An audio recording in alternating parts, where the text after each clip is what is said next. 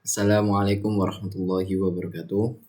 Perkenalkan, nama saya Lutfi Maulana Iqbal dari kelas Matex Tosi A dengan NIM 025241441924. Di sini saya akan mempresentasikan hasil makalah saya dengan judul Pancasila sebagai Ideologi Terbuka.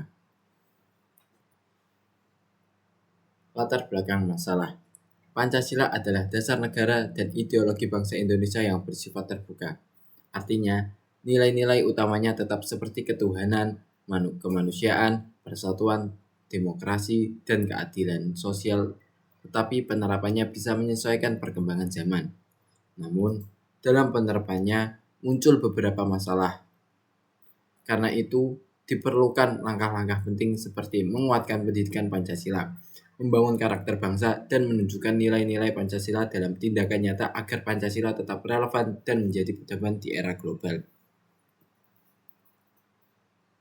Di dalam makalah saya terdapat 3 rumusan masalah.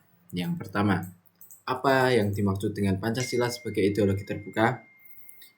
Dan yang kedua, apa saja faktor yang menyebabkan Pancasila perlu dipahami sebagai ideologi terbuka di era modern?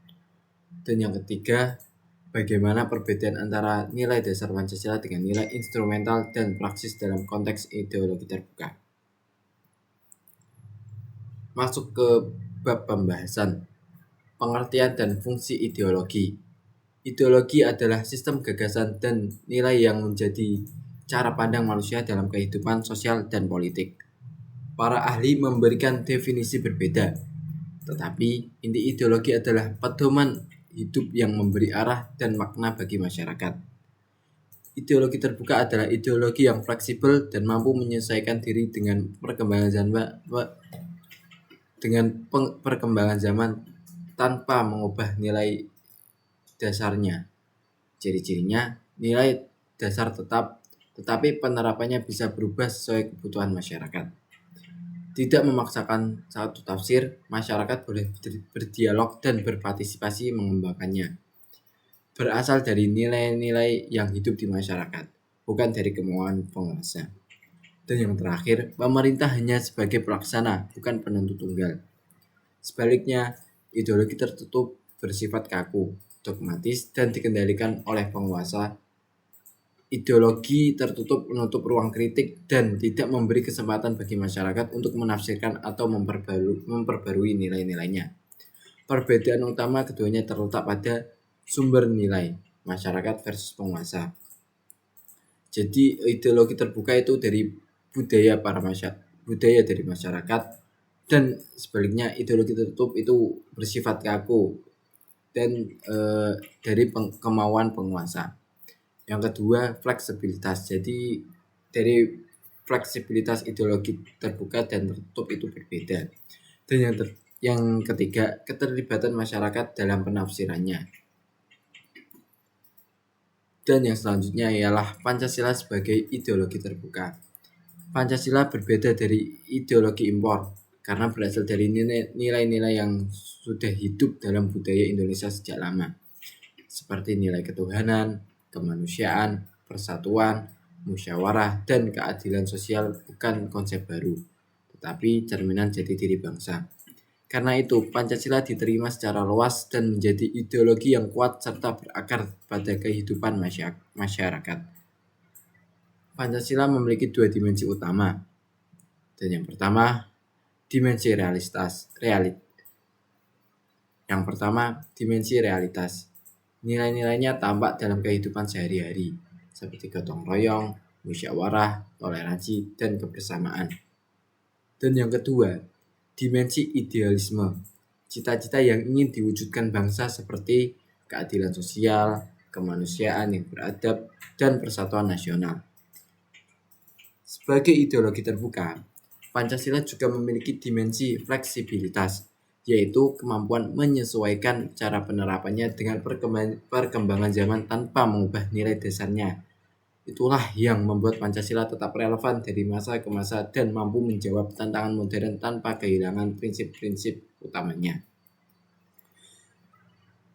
Dan yang terakhir, implikasi dan batas-batas keterbukaan Pancasila. Pancasila sebagai ideologi terbuka memberi ruang perubahan selama tidak bertentangan dengan nilai dasarnya. Dalam politik dan hukum, fleksibilitas ini terlihat dari perkembangan demokrasi seperti pemilu langsung dan sistem multipartai. Selanjutnya, penguatan lembaga pengawas. Lahirnya undang-undang berbasis aspirasi rakyat dan reformasi peradilan untuk meningkatkan keadilan dan transparansi. Dalam ekonomi dan sosial budaya, penerapan Pancasila tampak pada dukungan terhadap UMKM, ekonomi desa, koperasi, dan pemerataan pembangunan.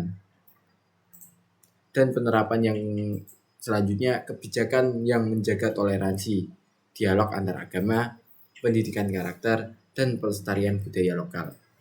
Meski terbuka, Pancasila tetap memiliki batas. Keterbukaan tidak boleh dimanfaatkan untuk memasukkan ideologi yang bertentangan, seperti ekstremisme atau liberalisme ekstrim.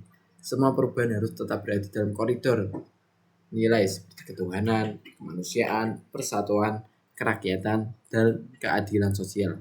Dengan menjaga batas-batas tersebut, Pancasila tetap adaptif, tetapi tetap kokoh sebagai dasar negara dan pedoman hidup bangsa Indonesia. Dari pembahasan tersebut, penulis memberikan kesimpulan. Pancasila sebagai ideologi terbuka bersumber dari nilai-nilai asli bangsa, tetapi tetap mampu mengikuti perkembangan zaman. Pancasila menjadi pedoman dalam kebijakan politik, hukum, ekonomi, dan sosial budaya dengan tujuan utama keadilan kemanusiaan dan kesejahteraan rakyat. Sebagai ideologi terbuka, Pancasila fleksibel dalam penerapannya, namun nilai dasarnya tetap tidak boleh berubah. Keterbukaan ini terlihat dari kemampuan Indonesia menyesuaikan diri dengan perkembangan demokrasi, hukum, ekonomi modern, dan keberagaman budaya. Meski demikian, keterbukaan Pancasila memiliki batas, tidak boleh memberi ruang bagi ideologi yang bertentangan dengan nilai dasarnya. Dengan menjaga fleksibilitas sekaligus keteguhan prinsip, Pancasila tetap menjadi pedoman hidup bangsa yang relevan dan berkelanjutan. Jadi kesimpulannya ialah Pancasila adalah ideologi terbuka dari sumber nilai-nilai asli bangsa dan tidak dari kemauan oleh penguasa seperti pemerintah. Jadi Pancasila itu disatukan dalam nilai dari budaya bangsa itu sendiri tanpa dari kemauan penguasa. Namun demikian, keterbukaan Pancasila sebagai ideologi terbuka masih memiliki batas. Tidak boleh memberi ruang bagi ideologi yang bertentangan dengan nilai dasarnya, seperti liberalisme ekstrim atau ekstremisme yang bertentangan dengan nilai-nilai dalam Pancasila. Selanjutnya, penulis memberikan saran, yaitu pemerintah dan masyarakat perlu menafsirkan Pancasila secara dinamis tanpa meninggalkan nilai dasarnya. Kedua, pendidikan Pancasila harus diperkuat agar generasi muda memahami dan mengamalkannya. Dan yang ketiga, keterbukaan Pancasila harus dijaga agar tidak terpengaruhi ideologi yang mengancam persatuan bangsa.